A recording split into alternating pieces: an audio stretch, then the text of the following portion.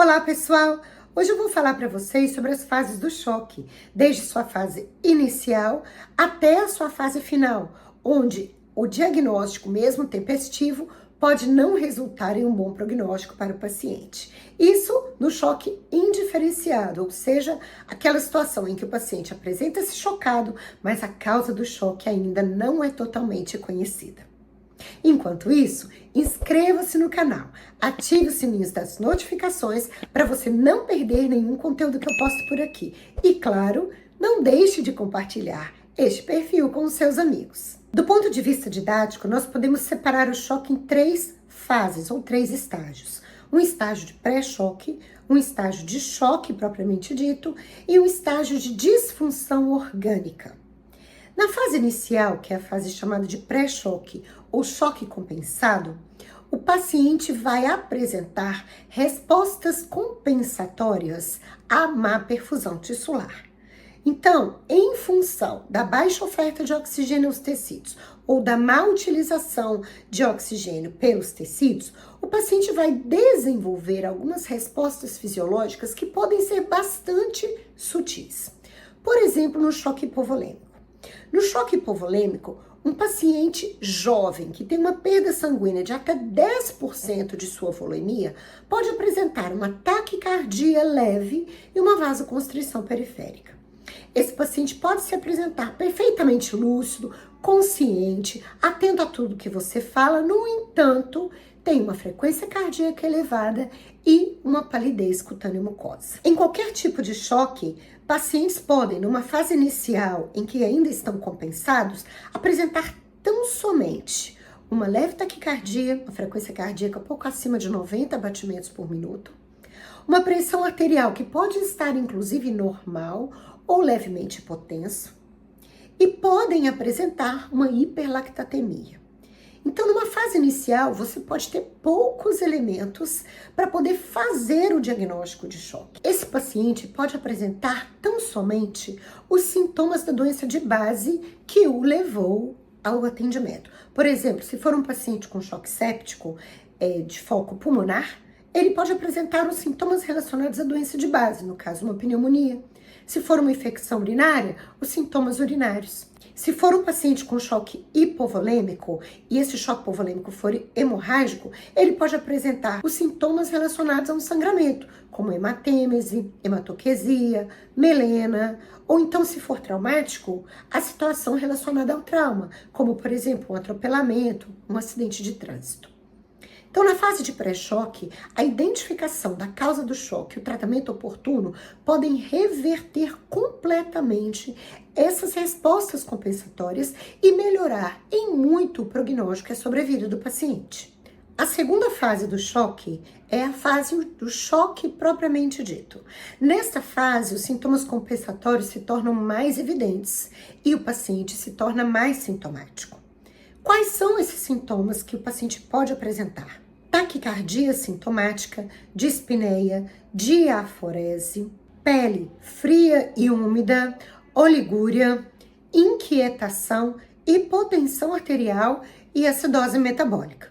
Nesses pacientes, os sinais de disfunção orgânica, quando surgem, já demonstram pra gente uma certa gravidade. Por exemplo, no choque hipovolêmico, a disfunção orgânica desses doentes surge quando a perda volêmica chega a 20, ultrapassa 25% do volume sanguíneo circulante. No choque cardiogênico, os sintomas de disfunção e os sinais de disfunção orgânica vão surgir quando o índice cardíaco está abaixo de 2,5 litros por minuto por metro quadrado de superfície corporal. A falência de múltiplos órgãos e sistemas ou falência multiorgânica vem a ser o terceiro estágio do choque.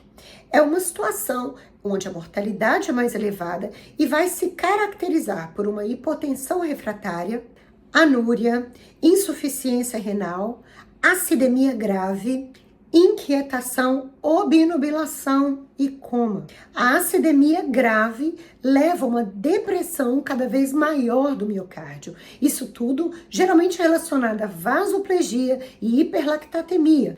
A mortalidade desses pacientes com choque e disfunção orgânica pode ser acima de 60%, de acordo com as diferentes fontes bibliográficas existentes na atualidade. Por essa razão, quanto mais precoce for o diagnóstico de choque, melhor o prognóstico do paciente. Diagnosticar choque na disfunção orgânica pode ser extremamente fácil, mas diagnosticar o choque precocemente é muito desafiador. Requer uma boa história, um bom exame físico e uma boa suspeição clínica, sabendo exatamente onde buscar os sinais e os sintomas que vão nos direcionar para esse diagnóstico. Os principais sinais e sintomas clínicos podem ser bastante sutis e variam de acordo com a etiologia do choque. Enquanto na sepse, pacientes são quentes e vasodilatados, no choque hipovolêmico, no choque cardiogênico, os pacientes geralmente se apresentam vasoconstritos.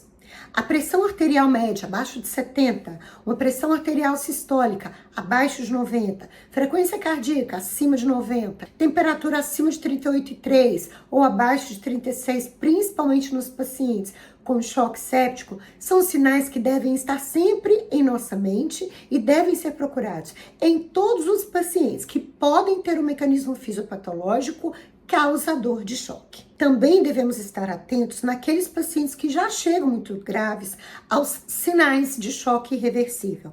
Pacientes que não respondem ao aumento, ao incremento das drogas vasoativas, nem tampouco respondem às provas de volume. Pacientes cuja saturação arterial de oxigênio não sobe, apesar da otimização da ventilação mecânica.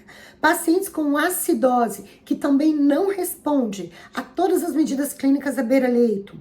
Pacientes com hipotermia refratária, pacientes vasoplégicos e pacientes com fibrinólise são pacientes que apresentam sinais de choque irreversível. Devemos lembrar que o choque tem como principal mecanismo fisiopatológico a hipoperfusão tissular. A hipoperfusão tissular leva a um déficit progressivo de oxigênio. E o déficit de oxigênio é um efeito cumulativo. Portanto, os tecidos conseguem ficar em privação de oxigênio, nem todos, mas a maior parte, consegue ficar em privação de oxigênio, mas a partir de um determinado ponto, mesmo que se tente restaurar a homeostase, esse paciente não vai melhorar.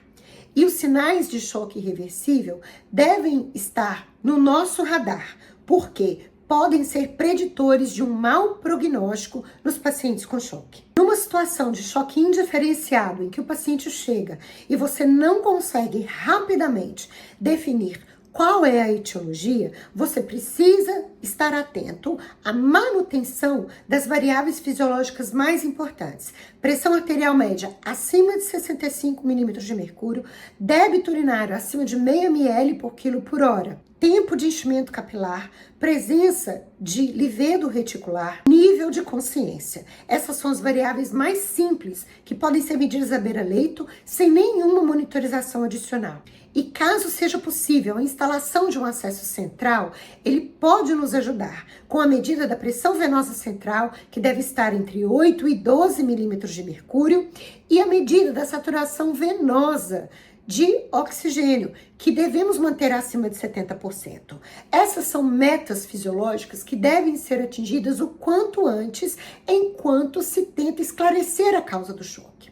Lembrem-se, o choque é uma situação clínica que, se não houver a intervenção médica tempestiva e adequada, o paciente vai evoluir inexoravelmente para a morte. Ou seja, a vida desses pacientes está literalmente em nossas mãos. E o esclarecimento da causa do choque é fundamental para que nós possamos evitar a morte desses pacientes através de uma terapêutica adequada. Bom, é isso que eu tinha para falar para vocês. Espero que vocês tenham gostado. E mais uma vez, não se esqueçam de se inscrever no canal, ativar o sininho das notificações para não perder nenhum conteúdo e compartilhar esse canal com os seus amigos. Até a próxima!